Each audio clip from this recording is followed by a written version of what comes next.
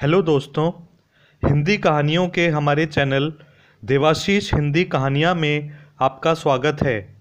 अगर आपने अभी तक चैनल को सब्सक्राइब नहीं किया है तो नीचे दिए गए लाल बटन को दबाकर चैनल को सब्सक्राइब कर लें। आज की कहानी है रश्मि की लव मैरिज। भवानी सिंह के लिए आज खुशी का दिन था। भवानी सिंह की बेटी रश्मि आज शहर से अपनी पढ़ाई पूरी करके वापस लौट रही थी। भवानी सिंह वक्त से पहले ही गाड़ी लेकर स्टेशन पहुंच गए थे। ट्रेन के आने में अभी 15 मिनट बाकी थे, इसलिए वो स्टेशन पर ही चहलकदमी करने लगे। उन्हें बीता हुआ समय याद आने लगा जब 22 वर्ष पहले रश्मि की माँ उसको जन्म देकर चल बसी थी।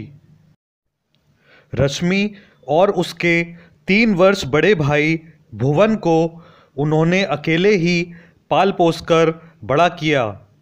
भवानी सिंह गांव के माने हुए पहलवान थे। उनकी दूर दूर तक धाक थी। समाज में उनका बहुत सम्मान था। जाति बिरादरी के लोग उनको बड़ा मानते थे तथा किसी भी मुश्किल की घड़ी में उनकी सलाह लेने आते रहते थे। रश्मि को वो कक्षा 12 से आगे पढ़ाना नहीं चाहते थे, पर रश्मि की जिद के आगे उन्हें झुकना पड़ा था। उन्होंने रश्मि को कभी उसकी माँ की कमी महसूस नहीं होने दी थी। अधिक लाड़ प्यार के कारण वो अपनी जिद की पक्की हो चुकी थी। कॉलेज की पढ़ाई के लिए उसने शहर में दाखिला ले लिया और गर्ल्स हॉस्टल में रहने लगी। अब वो बीएससी और एमएससी तक की पढ़ाई पूरी कर चुकी थी। भवानी सिंह अब रश्मि की शादी करके अपनी आखिरी जिम्मेदारी से मुक्त होने के बारे में विचार कर रहे थे। रश्मि की ट्रेन नियत समय पर स्टेशन पहुंच गई। रश्मि को देखकर भवानी सिंह को उसकी माँ की याद आ गई। आती भी क्यों नहीं, रश्मि देखने में अपनी माँ का ही प्रतिरूप थी। वही नैन नक्श, वही रंग और लगभग उनकी ही तरह हर बात पर ज़ोर से हंसने की आदत पाई थी। रश्मि के लौटने से घर में रौनक लौट आई थी। अगले दिन दोपहर का खाना खाते समय भवानी सिंह ने रश्मि से उसके विवाह के विषय में बात की। उन्होंने बताया कि वो अपने एक मित्र के लड़के से उसका विवाह करने की सोच रहे हैं। लड़का पास के गांव में ही बहुत बड़ी खेती बाड़ी का मालिक है। उनकी बात सुनकर रश्मि का चेहरा मुरझा गया। वो बोली कि मैं शहर में ही रहना चाहती हूँ और स्कूल में टीचर की नौकरी करना चाहती हूँ। भवानी सिंह को उसका जवाब बिल्कुल पसंद नहीं आया।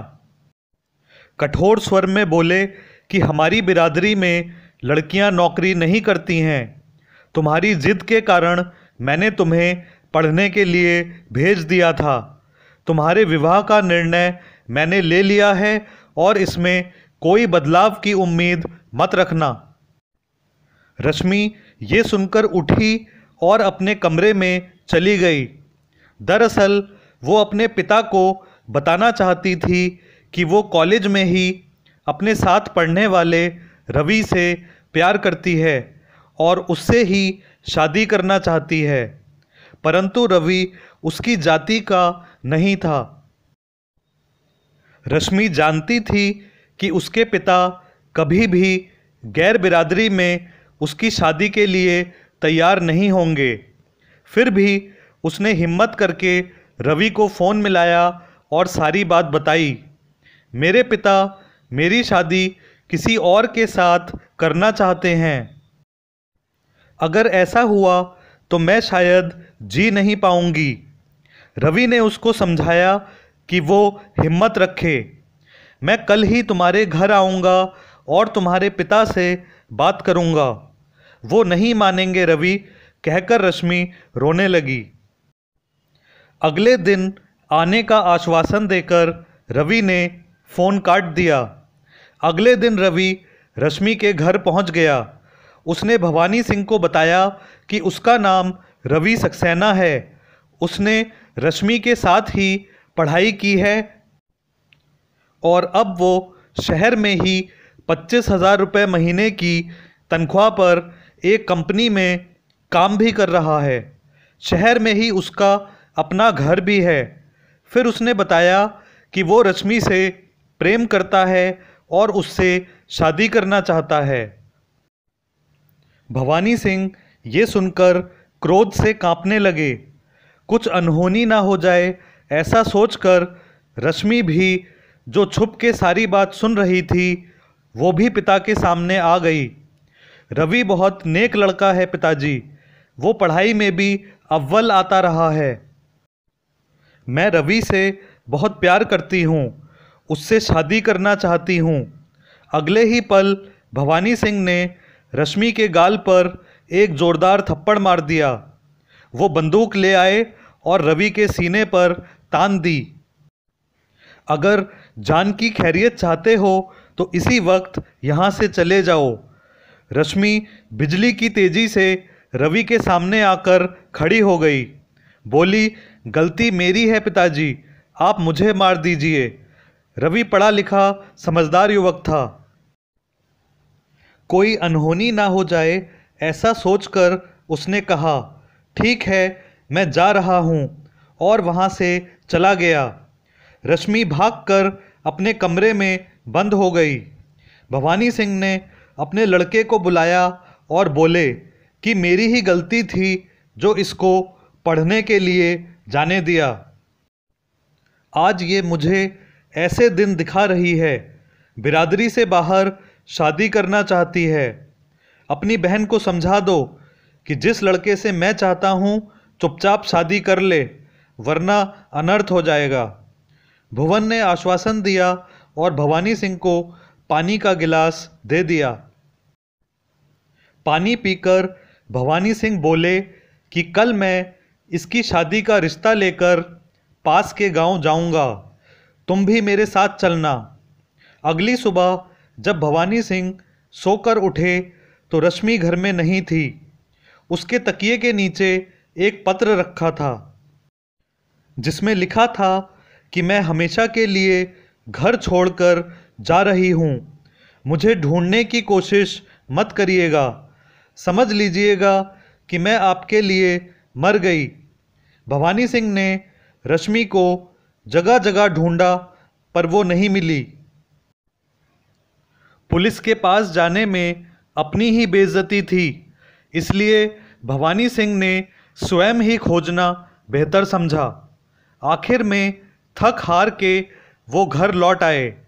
सोचा कि शायद 1-2 दिन में खुद ही लौट आएगी।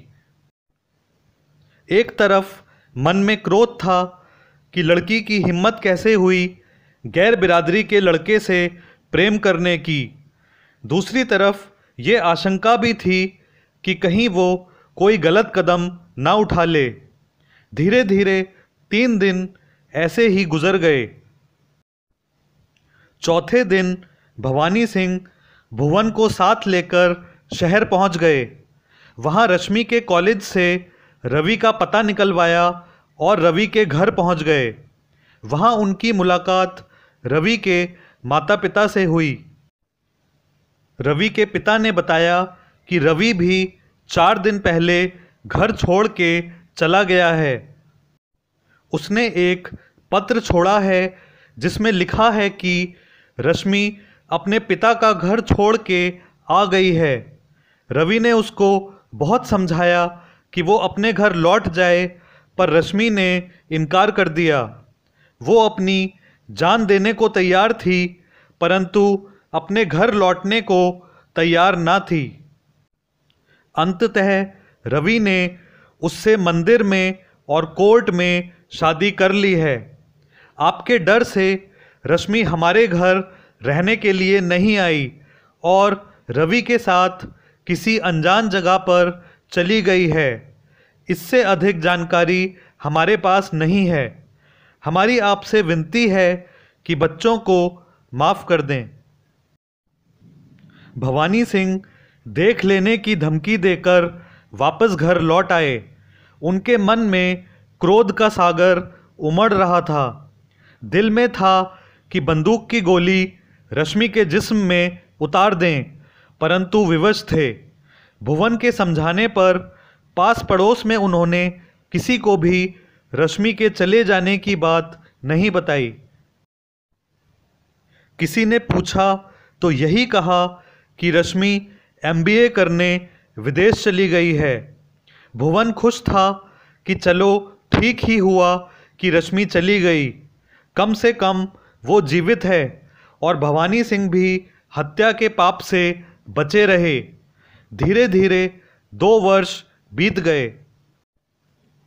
एक दिन भवानी सिंह को किसी सूत्र से ज्ञात हुआ कि रश्मि को किसी ने शहर में रहते हुए देखा है। रश्मि के निवास स्थान का पता भी उनको मिल गया। एक दिन दोपहर के करीब 2 बजे का समय था। रश्मि अपने बेटे के साथ घर में अकेली थी। तभी दरवाजे की घंटी बजी। जैसे ही रश्मि ने दरवाज़ा खोला, वो भय से पीली पड़ गई। देखा तो भवानी सिंह 2 आदमियों के साथ खड़े हैं। तभी रश्मि का बेटा भी घुटनों के बल चलता हुआ वहां आ गया। भवानी सिंह ने बच्चे को गोदी में उठा लिया। उन दोनों आदमियों से कहा कि सामान अंदर ले आओ। धीरे धीरे दोनों आदमियों ने बाहर खड़े छोटे ट्रक में से एक ड्रेसिंग टेबल, एक एयर कंडीशनर, एक अलमारी, कुछ कपड़े और कुछ खिलौने लाकर घर के अंदर रख दिए। भवानी सिंह बोले कि घबरा मत बेटी, मैं तुझे मारने नहीं आया हूँ। फिर कुछ सोने के गहने और 6 लाख रुपए नकद रश्मि के सामने रख दिए। ये पैसा तेरी ही अमानत है, मैंने तेरी शादी के लिए जमा किया था। इन गहनों में कुछ गहने जो पुराने हैं वो तेरी माँ के हैं, आधे गहने तेरे भाई की पत्नी को दे दूंगा। रश्मि ने पिता को बैठने को कहा, पर वो बैठे नहीं। अपने मोबाइल से रश्मि के बेटे की कुछ तस्वीरें खींच लीं और फिर वापस लौटने लगे। आप रवि से मिलके नहीं जाएंगे? मेरा मिलना उचित नहीं है। मैंने सब बिरादरी वालों से कह दिया है कि तुम विदेश चली गई हो और वहीं शादी भी कर ली है। अब मैं चलता हूँ, तुम सब सुखी रहो। भवानी सिंह अपने गांव की ट्रेन में बैठ गए। आज उनके मन में कोई क्रोध या बुरी भावना नहीं थी। उन्हें लग रहा था कि रश्मि की स्वर्गवासी माँ जैसे ऊपर से उन्हें देख रही हो और कह रही हो कि रश्मि को पालने की जो जिम्मेदारी मैंने आपको दी थी, आज आपने वो पूरी तरह से निभा दी है।